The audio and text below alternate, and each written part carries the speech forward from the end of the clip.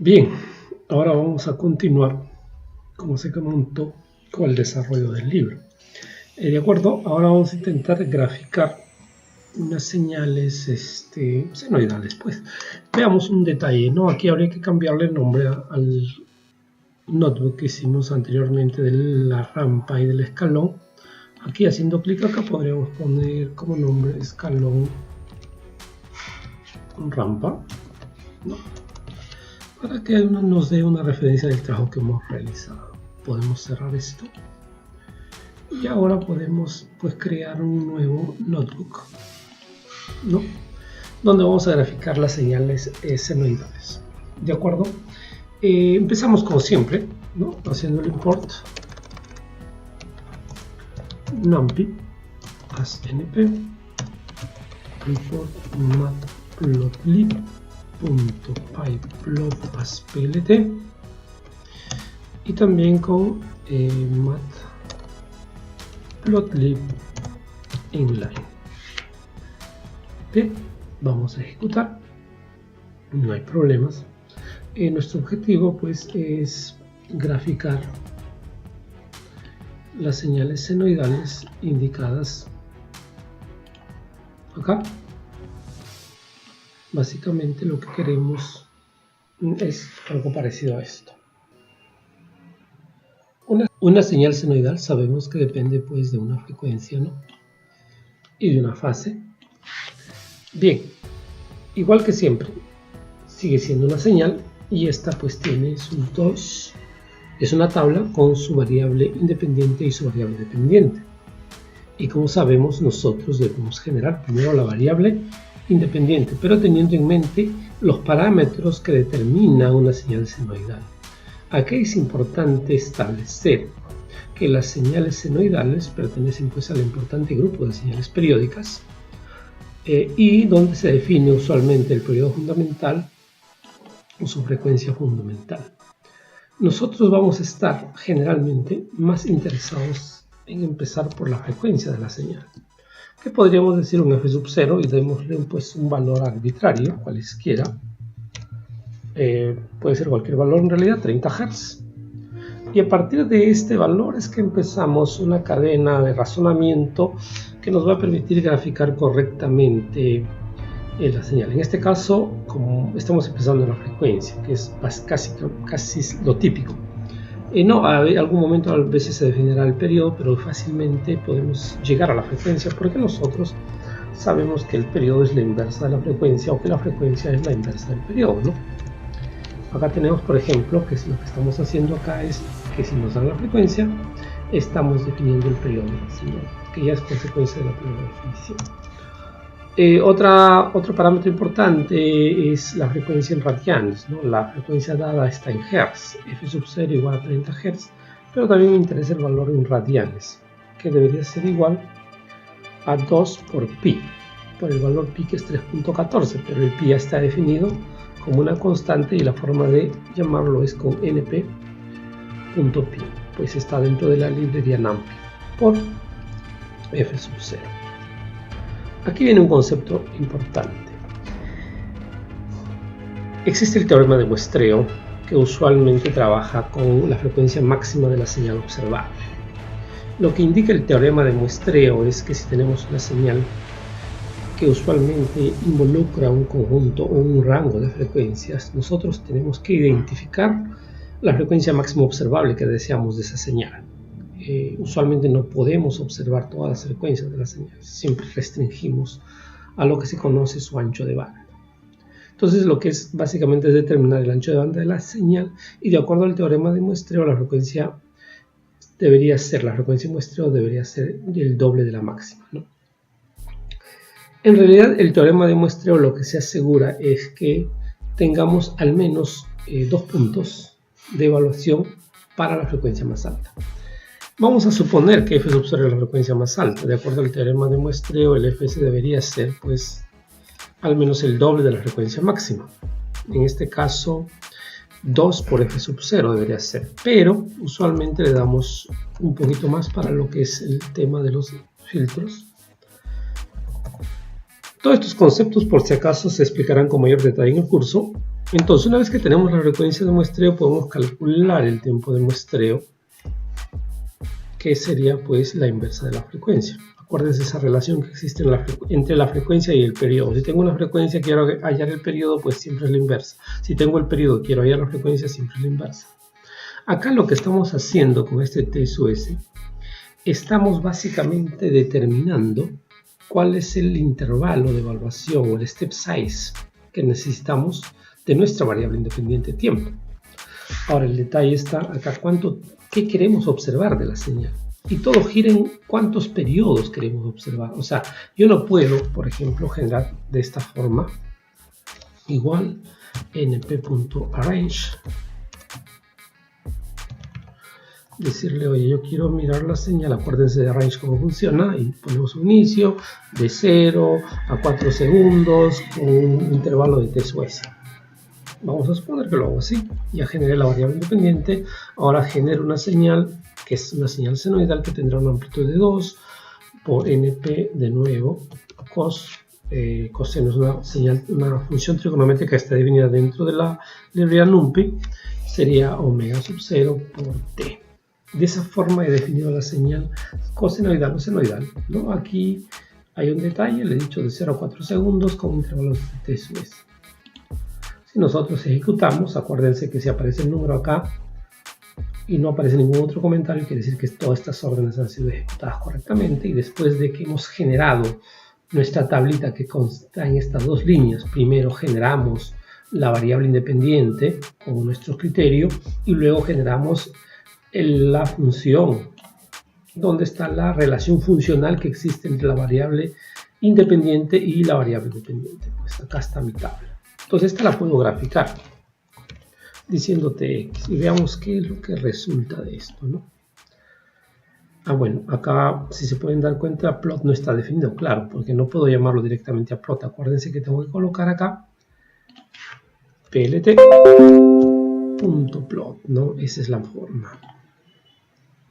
Y acá está la salida que obtenemos. Es una salida pues que básicamente no se puede analizar muy bien. Tiene un rango de senoidal, parece que fuera senoidal, obviamente no es lo correcto, porque hemos, como les comenté, aquí hecho una elección no adecuada.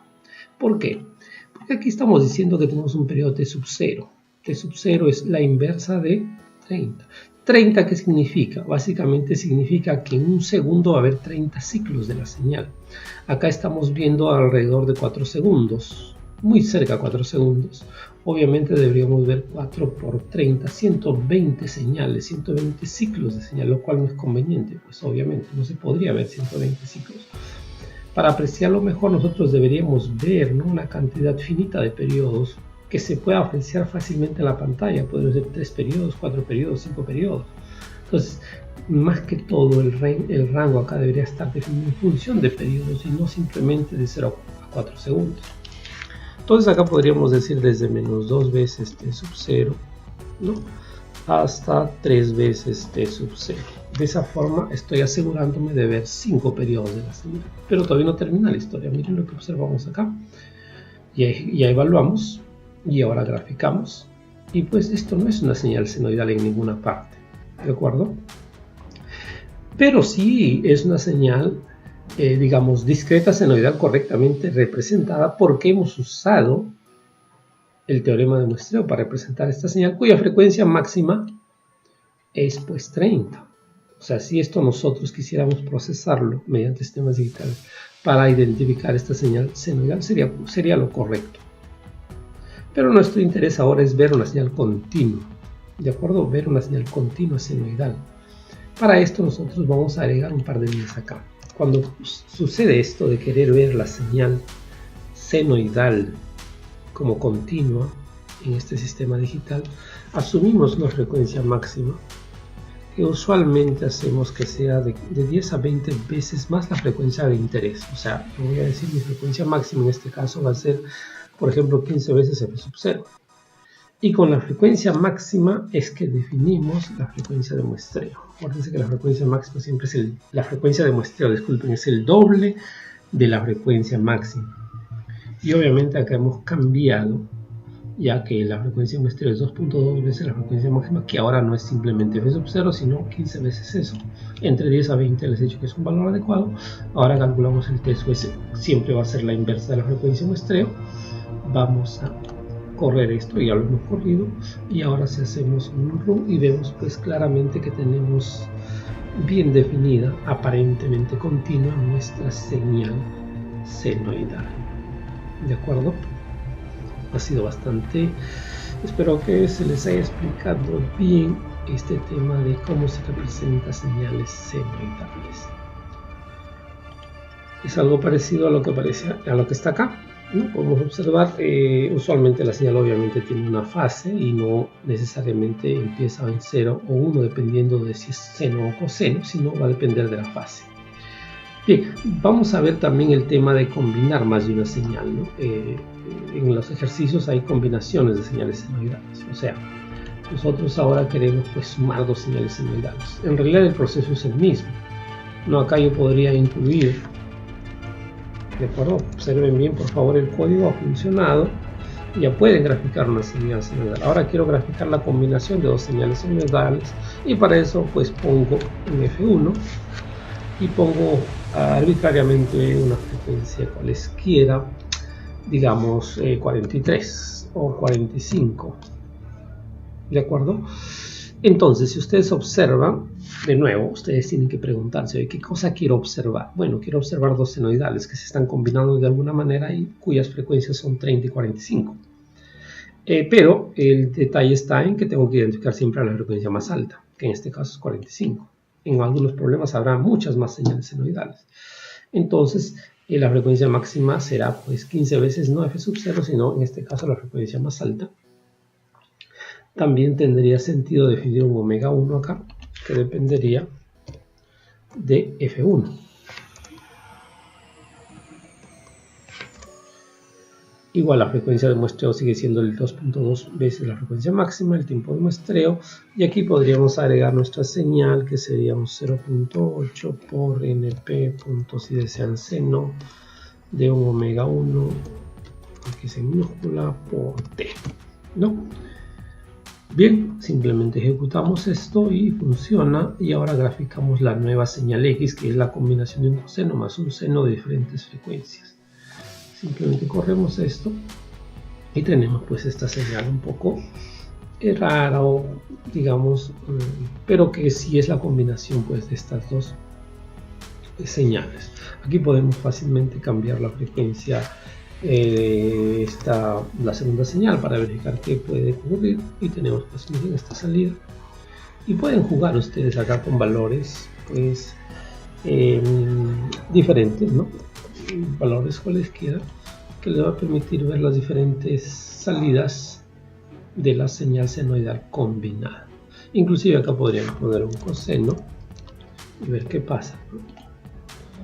Siempre tenemos que correr esto y está. Podríamos agregarle una fase más np.pi entre 4 y observar cómo se diferencian las señales respecto a las anteriores. Podríamos ponerle acá 40 también, y ahí está.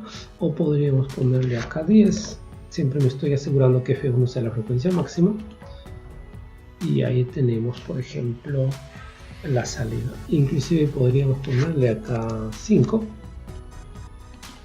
y veamos cómo es la salida, ¿no? Y acá podríamos bajar esto a 0.2 para que ustedes puedan apreciar las diferentes formas que obtenemos. Si ustedes se dan cuenta acá, esta señal está compuesta de una frecuencia de 5 y una frecuencia alta de 40, que es mucho mayor que 5. Un valor alto de la señal principal de 5 Hz, que posiblemente sea la señal que vemos acá, así variando sobre todo este valor. Y una señal pequeña, que puede ser inclusive ruido, que se puede interpretar como ruido, de un valor de frecuencia más alto. Es la señal que varía más rápido y que vemos que justamente hace que varíe la otra señal. Para comprobarlo podríamos nosotros coger esta partecita lo vamos a colocar aquí y le vamos a llamar Y y vamos a plotear aquí T respecto a Y. Miren lo que obtenemos. Aquí me dice que no está Y. ¿Por qué? Porque he cambiado pero no he ejecutado esto, porque acá está 27, entonces tengo que ejecutar para que aparezca un 28 y recién graficar, porque me dice Y no está definido, porque obviamente he hecho el cambio pero no he ejecutado. Ahora con esto se observa, ¿no? Y es la señal de 5 Hz como les comentó, y aquí hay la variación de la otra señal. Estamos sumando señal, por ejemplo, inclusive podríamos coger esta señal y ponerla acá como un Z, control V, y graficarla también acá para verlo cuál es su efecto. Obviamente si ejecuto esto va a haber un error porque Z no está definido, tengo que ejecutar esto y ahora sí observen. Entonces nosotros estamos sumando la señal de color naranja con la señal de color verde y la resultante es la señal de color azul. Vamos a pasarlo al final esto para que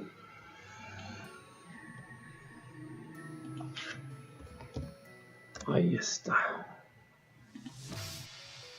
Ahí creo que se ve mejor, siendo la señal verde al final, no la resultante de la suma de estas dos señales. Mientras más aumentemos la amplitud, entre comillas, del ruido, más se notará las variaciones de la señal alrededor de la señal de baja frecuencia, ¿no? Como pueden observar, ahora la señal verde varía mucho más respecto a la otra señal azul, que es la de 5 Hz, con el ruido que se agrega ahí de un valor mayor.